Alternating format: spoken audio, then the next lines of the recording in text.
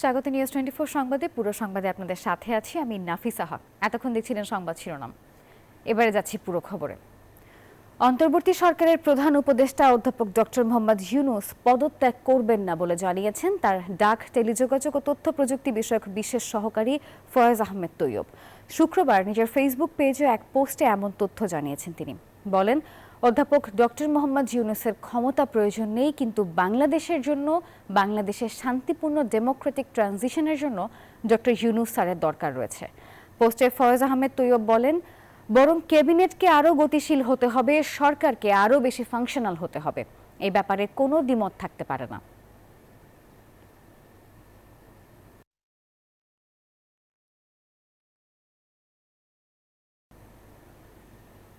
সামাজিক মাধ্যম ফেসবুকে বাংলাদেশ সশস্ত্র বাহিনীর লোগো ব্যবহার করে একটি ভুয়া প্রেস বিজ্ঞপ্তি ছড়িয়ে পড়েছে। তবে বাংলাদেশ সেনাবাহিনী এটিকে গুজব বলে নিশ্চিত করেছে। শুক্রবার দুপুরে বাংলাদেশ সেনাবাহিনীর ভেরিফাইড ফেসবুক পেজে এ বিষয়ে সতর্ক থাকার আহ্বান জানানো হয়। বিজ্ঞপ্তিতে বলা হয়, সম্প্রতি একটি মহল বাংলাদেশ সশস্ত্র বাহিনীর লোগো ব্যবহার করে একটি ভুয়া প্রেস বিজ্ঞপ্তি প্রকাশ করেছে, যার মাধ্যমে সাধারণ জনগণের মাঝে বিভ্রান্তি সৃষ্টির পাশাপাশি সশস্ত্র বাহিনী ও জনগণের মধ্যে বিভেদ তৈরির অপচেষ্টা চলছে। গুজবে কান না দিয়ে সত্যতা যাচাই করে সচেতন থাকার আহ্বান জানানো হয় এই বিজ্ঞপ্তিতে। নির্বাচন বিলম্বিত করে এমন সংস্কার চায় না বিএনপি। তবে উপদেষ্টা রিজওয়ানা হাসান মনে করেন, শুধুমাত্র নির্বাচন করানোর জন্যই আসেনি অন্তর্বর্তী সরকার। নানা ইস্যুতে আন্দোলন, বিচার ও সংস্কারে বাধা তৈরি করছে বলে মন্তব্য তার। সরকারে থাকা ছাত্র প্রতিনিধি 3 উপদেষ্টা দ্রুত পদত্যাগ চায় বিএনপি। ইশরাক হোসেনের মেয়র ইস্যুতে টানা আন্দোলন থেকে দাবি ওঠে উপদেষ্টা আসিফ মাহমুদ ও উপদেষ্টা মাহফুজ আলমের পদত্যাগ দাবি। এর মধ্য দিয়ে সরকারকে নির্বাচন ঘিরে চাপে রাখতে চায় বিএনপি। ইশরাক হোসেন নিজেই বলেছেন, আন্দোলন শুধু মেয়র পদে বসার জন্য নয়, সরকারের উপর দ্রুত নির্বাচনের চাপ বাড়াতে চায় বিএনপি। ইশরাক ইস্যুতে সফলতার পর বিএনপি এখন চাপ বাড়াচ্ছে 3 উপদেষ্টার পদত্যাগ ইস্যুতে। সরকারকে 48 ঘন্টার চাপ দিয়ে রাজপথ ছাড়লেও দলটি সরকারের উপর বাড়াতে চায় নির্বাচনী চাপ। রাজনীতির জটিল সমীকরণের মধ্যে জাতীয় প্রেস ক্লাবে এক আলোচনা সভায় বিএনপি নেতা জয়নুল আবদিন ফারুক বলেন, দেশের চলমান অস্থিরতার দায়ভার নেবে না তার দল। এ সময় অন্তর্বর্তী সরকারের 3 উপদেষ্টা নিজেরা পদত্যাগ না করলে প্রধান উপদেষ্টাকে দায়িত্ব নিয়ে তাদের পদত্যাগ করার আহ্বান জানান বিএনপির এই নেতা।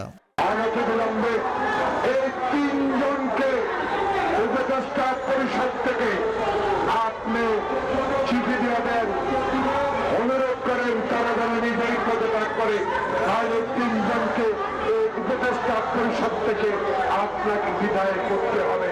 বাংলাদেশে অবিলম্বে মানুষের আশার একটি নির্বাচনের তারিখ ঘোষণা করবেন।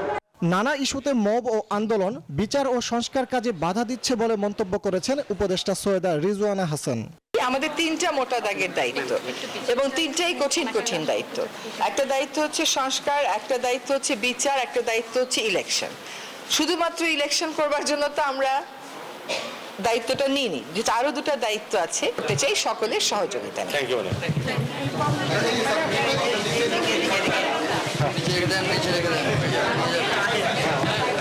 প্রধান উপদেষ্টার দেয়া সময়সীমার মধ্যে নির্বাচন অনুষ্ঠিত হবে বলেও জানান সরকারের এই উপদেষ্টা। প্রধান উপদেষ্টা যদি কোনো সিদ্ধান্ত নেন কোনো ব্যাপারে, আমি প্রথম থেকেই বলে এসেছি যে উনি একটা সময় দিয়েছেন, ডিসেম্বর থেকে জুনের মধ্যে নির্বাচন হবে। তার একদিনও এদিক সেদিক হওয়ার কোনো সুযোগ আমাদের পক্ষ থেকে নেই। যে আমরা যদি আমাদের দায়িত্ব পালন করতে পারি, তাহলেই আমাদের দায়িত্বে থাকাটা প্রাসঙ্গিক। জুওলজিক্যাল সোসাইটি অব বাংলাদেশের 24তম জাতীয় কনফারেন্সে যোগ দেন অন্তর্বর্তী সরকারের উপদেষ্টা সৈয়দা রিজওয়ানা হাসান। ফজলে রাব্বি সৌরভ, নিউজ 24, ঢাকা। ক্ষমতায় গেলে জুলাই শহীদ পরিবার ও আহতদের দায়িত্ব নেবে বিএনপি, বলেছেন দলটির সিনিয়র যুগ্ম মহাসচিব রুহুল কবির রিজভী। দুপুরে নরসিংদীতে আমরা বিএনপি পরিবারের পক্ষ থেকে জুলাই অভ্যুত্থানে শহীদ আরমান মোল্লার পরিবারকে আর্থিক সহায়তা শেষে এসব কথা বলেন তিনি। আপনার এই অন্তর্বর্তী সরকার এবং আরো যারা আজকে অত্যন্ত ক্ষমতাশালী মানুষ বলে নিজেদের মনে করছেন, তাদের কাছে এই লিস্ট নেই কেন? কেন আরমান মোল্লার ছেলে আজকে এতিমখানায় থাকবে? গণমানুষের নেতা তারেক রহমান আমাদের পাঠিয়েছেন মকসুদুল মুমিন মিথুনের নেতৃত্বে আমরা সবাই এখানে উপস্থিত হয়েছি। তিনি বলেছেন যে এই পরিবারে তাদের লেখাপড়ার দায়িত্ব তিনি নিজেই এটা বহন করবেন। দর্শক, বগুড়া শহরের হোটেল মমইনে বিএনপির তারুণ্যের সেমিনার অনুষ্ঠিত হবে আর কিছুক্ষণ পরেই। এই বিষয়ে বিস্তারিত জানাতে আমাদের সঙ্গে যুক্ত হবেন সহকর্মী আব্দুস সালাম বাবু। বাবু, জানাবেন আজকের এই সেমিনারে প্রধান অতিথি হিসেবে কে উপস্থিত থাকছেন এবং বিএনপি নেতাকর্মীরা এবার কি বলছেন এই বিষয়ে?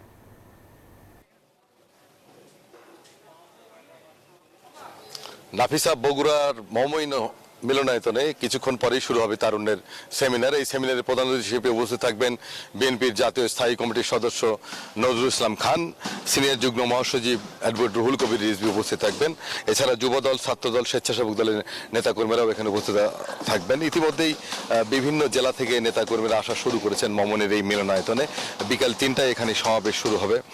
আমরা জানতে পেরেছি যে এখানে রাজশাহী, রংপুর বিভাগের 16টি জেলা ছাত্রদল, যুবদল, স্বেচ্ছাসেবক দল ছাড়াও ফ্যাসিবাদ বিরোধী আন্দোলনে যারা সম্পৃক্ত ছিল, যে তরুণ যুবকরা যারা দেশ নিয়ে ভাবেন, যা দেশকে সামনের দিকে এগিয়ে নিতে চান, সেই তরুণ যুব সমাজকে নিয়েই আজকের এই সেমিনার, তাদেরকেই আমন্ত্রণ জানানো হয়েছে।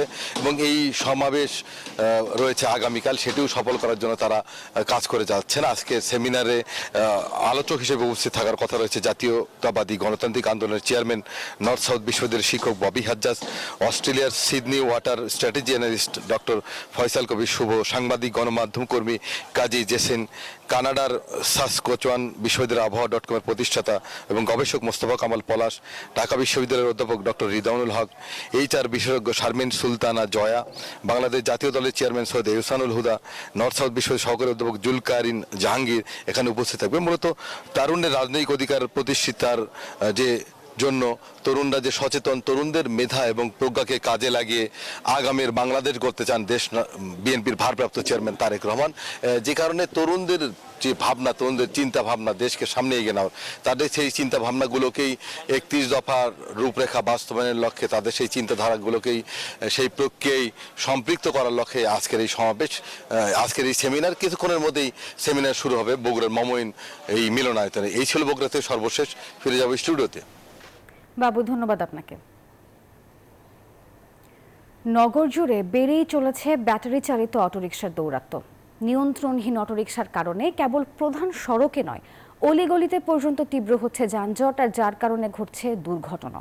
প্রশাসনের অভিযান কিংবা ডাম্পিং, কাজে আসছে না কোনো উদ্যোগী। পরিবহন বিশেষজ্ঞরা এই বিষয়ে বলছেন, ডাম্পিং করে নয়, বরং যথাযথ পরিকল্পনা গ্রহণ করতে হবে, নিয়ন্ত্রণ করতে হবে অটোরিকশার উৎপাদন। বিস্তারিত জানাচ্ছেন জুবায়ের সানি, ছবি তুলেছেন শেখ জালাল। রাজধানীর প্রধান সড়কে বীর দর্পে ছুটে যাচ্ছে ব্যাটারি চালিত অটোরিকশা।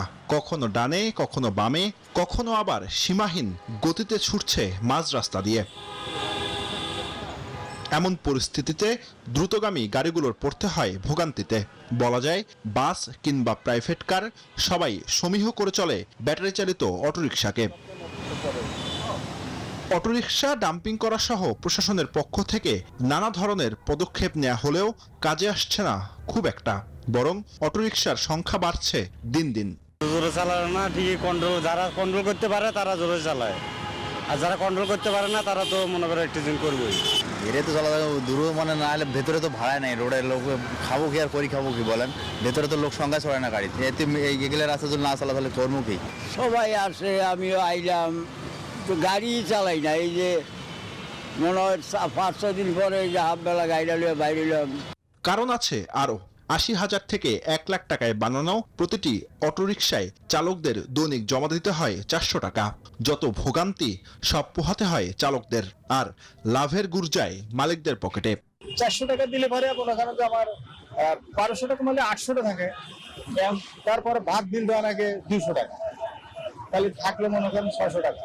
মালিকের দিয়ে টুয়া যা থাকে ওইটাই আমরা পোলার ধ্যান নিয়ে বাচ্চা খাইতে হয়, খাটনি খাইটা যা 10 টাকা আয় করি ওই আয়টাই আমরা পোলাবার নিয়ে চলি। আর এসব অটোরিকশার কারণে প্রতিদিন ভোগান্তিতে পড়েন সাধারণ মানুষ। একটা গাড়ি আইতেছে, ওরা হয়তো যেভাবে চালায়, একটা গাড়ি অ্যাক্সিডেন্ট বা যাত্রী আছে, হঠাৎ করে দেওয়া গেছে আপনার এমন দুর্ঘটনা হবে তা বলার মতো না। এই যে অটো রিক্সারা কি করে রাস্তার মধ্যে আপনার যেখানে সেখানে গাড়িটা ঘুরায়, তারপরে রাস্তার মধ্যে মনে করেন একটা লাইন ভেঙে ওরা চালে। অটোরিকশা চলাচল নিয়ন্ত্রণ করতে হলে অটোরিকশা বানানোর ওয়ার্কশপ, উৎপাদন ও চার্জিং পয়েন্টগুলোতে নিয়ন্ত্রণ আনার পরামর্শ দিলেন বোর্ডের অধ্যাপক ও পরিবহন বিশেষজ্ঞ ডক্টর শামসুল হক। ইজি বাইকের যেখানে উৎপাদন হয়, যারা ব্যাটারিটাকে ইম্পোর্ট করে নিয়ে আসে, যারা ইলেকট্রিসিটির জন্য প্রণোদনা দিয়ে তাদেরকে রেগুলারাইজ করে দিয়েছে, সেই উৎসস্থলে এবং যেখানে বানানো হয় কারিগররা যেখানে বানাচ্ছে সেগুলো হলো উৎসস্থল।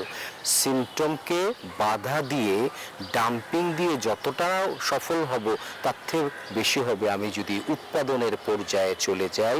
একই সঙ্গে অটোরিকশাগুলোকে মূল সড়কে উঠতে না দেয়া ও বিআরটি এর আওতায় লাইসেন্স প্রদান করে নিয়ন্ত্রণের পরামর্শ তার। শুধু আটক বা ডাম্পিং নয়, অটোরিকশার যন্ত্রণা থেকে নগরবাসীকে মুক্তি দিতে দরকার সঠিক পরিকল্পনা। সেক্ষেত্রে এই অটোরিকশাগুলো যেন প্রধান সড়কে চলাচল করতে না পারে, সেজন্য প্রশাসনকে আরও কঠোর হবার পরামর্শ বিশেষজ্ঞদের। জুবাইর সানি, নিউজ 24, ঢাকা।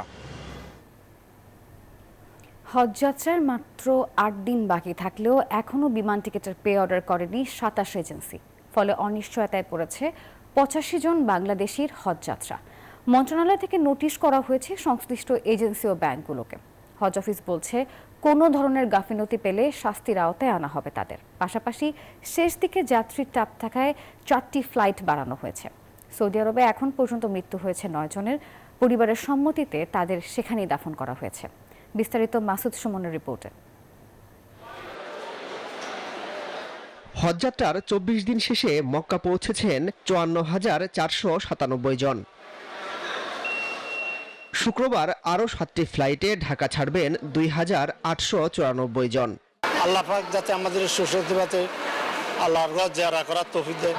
আর এখানেও আসছে, এখানেও অনেকে মোটামুটি আলহামদুলিল্লাহ সবাই অনেক হেল্পফুল। আল্লাহ যেন আমাদের সবাইকে মাফ করে দেন এবং আমাদের বাংলাদেশে আল্লাহ যেন শান্তি প্রতিষ্ঠা করেন। আল্লাহ আমার মনের আশা পূর্ণ করছে, এতে আল্লাহর কাছে আমার আল্লাহ কোটি শুকর। তবে এজেন্সির গাফলতিতে আটকে গিয়েছে 85 জনের হজযাত্রা। দ্রুত সময়ের মধ্যে টিকিটের পে অর্ডার না করলে আল্লাহর ঘরের মেহমান হবার স্বপ্ন অধরাই থাকবে তাদের। তবে সংকট সমাধানের আশ্বাস দিয়েছেন সংশ্লিষ্টরা। গতকালকেও ব্যাংক এবং এজেন্সিদের সঙ্গে মিটিং করা হয়েছে এবং আমরা আগামীকাল পর্যন্ত তাদেরকে সময় বেঁধে দিয়েছি। আমরা আশা করছি যে সামান্য যে 85টি পে অর্ডারের বিষয়টা পেন্ডিং রয়েছে, এটি ইনশাল্লাহ আগামীকালের মধ্যে সম্পন্ন হয়ে যাবে। হজ পালনে এখন পর্যন্ত 9 জনের মৃত্যু হয়েছে। হজের সময় সাধারণত যেটি আমরা প্রতি বছরই লক্ষ্য করি যে এই ক্ষেত্রে সাধারণত পরিবার কাছ থেকে সম্মতি গ্রহণ করা হয়। তারা যদি সম্মতি দেন তাহলে সেখানে আসলে তাদেরকে দাফন করা হয়ে থাকে। তো এই পরিবারগুলোর কাছ থেকে সম্মতি নিয়ে একইভাবে আসলে দাফন সম্পন্ন করা হয়েছে।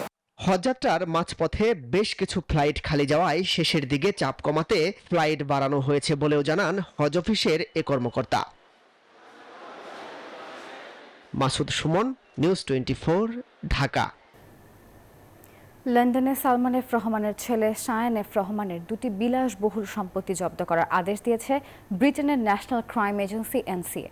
এর মধ্যে রয়েছে গ্রোসভেনার স্কোয়ারের 65 লাখ পাউন্ডের ফ্ল্যাট এবং গ্রেশাম গার্ডেন্সের 12 লাখ পাউন্ডের বাড়ি। ব্রিটিশ নির্বাচনী রেকর্ড অনুযায়ী গ্রেশাম গার্ডেন্সের বাড়িতে একটা সময় সাবেক প্রধানমন্ত্রী শেখ হাসিনার বোন শেখ রেহানা থাকতেন। সম্প্রতি রাজা চার্লসের দাতব্য সংস্থায় 2.5 লাখ পাউন্ড অনুদান দিয়ে উপদেষ্টা পরিষদের চেয়ারম্যান হন শায়ান। এনসিএ জানিয়েছে একটি চলমান সিভিল তদন্তের অংশ হিসেবে এই পদক্ষেপ। অর্থ পাচারের অভিযোগে বাংলাদেশেও শায়ান, তার বাবা ও তার স্ত্রীর ব্যাংক হিসাব জব্দ করা হয়েছে।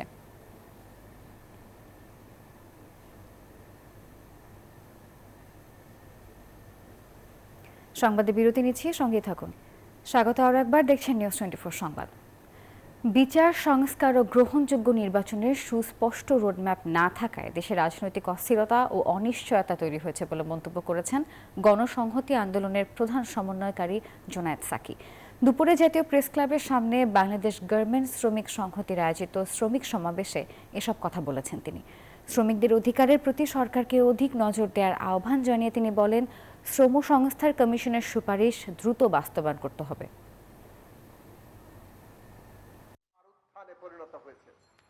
অকাতরে প্রাণ দিয়েছে। আজকে শ্রম সংস্কার কমিশন যে রিপোর্ট দিয়েছে, সেই রিপোর্ট দ্রুত রাজনৈতিক দল সহ বিভিন্ন অংশীজনদের মধ্যে আলোচনায় যাওয়া দরকার এবং তার মধ্যে যেগুলো সর্বসম্মত হয় দ্রুত সেই সংস্কার বাস্তবায়ন করা দরকার। রাজধানীর মিরপুর এলাকায় আব্দুল মজিদ নামে এক ব্যক্তিকে হত্যার ঘটনায় জড়িত সন্দেহে 5 জনকে গ্রেপ্তার করেছে র্যাব। সকালে মিরপুরে প্রেস ব্রিফিংয়ে র্যাব জানায়, হত্যাকাণ্ডের সঙ্গে জড়িতদের শনাক্ত করতে গিয়ে তারা একটি সংঘবদ্ধ চক্রের সন্ধান পায়, যারা বিভিন্ন সময়ে দেশের বিভিন্ন স্থানে একই ধরনের অপরাধের সঙ্গে যুক্ত ছিল। পেশাদার হত্যাকারীদের একটি চক্র পরিকল্পিতভাবে হত্যাকাণ্ড ঘটিয়েছে। হত্যাকাণ্ডের পর তারা বিভিন্ন স্থানে গা ঢাকা দেয়।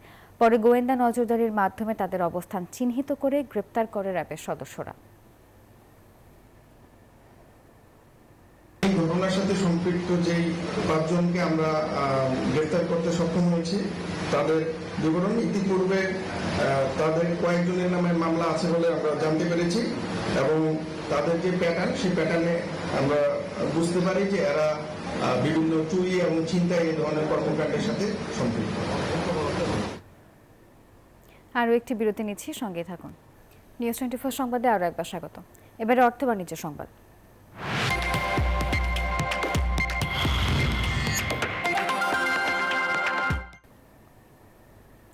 কোরবানি ঈদের বাকি এখনো 2 সপ্তাহ, আর এখনই মশলার বাজার গরম। রাজধানীতে সবজির দাম কমলেও বেড়েছে আদা, রসুন ও পেঁয়াজের দাম। আর নাগালের বাইরে এলাচ, লবঙ্গ সহ বেশিরভাগ মশলা, প্রত্যেক মশলায় দাম বেড়েছে কমপক্ষে 100 টাকা। এমন পরিস্থিতিতে বাজার তদারকির জোর তাগিদ দিয়েছেন ক্রেতারা। দরজায় কড়া নাড়ছে কোরবানির ঈদ। আগামী মাসের 7 তারিখ অনুষ্ঠিত হতে পারে পবিত্র ঈদুল আজহা। প্রতিবার ঈদের আগে গরম থাকে বাজার, এবারও বাড়তে শুরু করেছে দাম। যদিও সবজির বাজারে স্বস্তি। রাজধানীর কারওয়ান বাজার ঘুরে দেখা যায় কয়েকটি সবজি চওড়া দামে বিক্রি হলেও বেশিরভাগ সবজি নাগালের মধ্যে। 40 থেকে 80 টাকার মধ্যে রয়েছে প্রায় সব সবজি। সবজির দামটা তুলনামূলক অনেক কম, যেমন 2-3টা আইটেমের দাম হলে একটু বেশি। বাজারে মোটামুটি স্বস্তি আছে, অস্বস্তি বলা যায় না, কারণ আমরা অভ্যস্ত হয়ে গেছি সবকিছুতেই।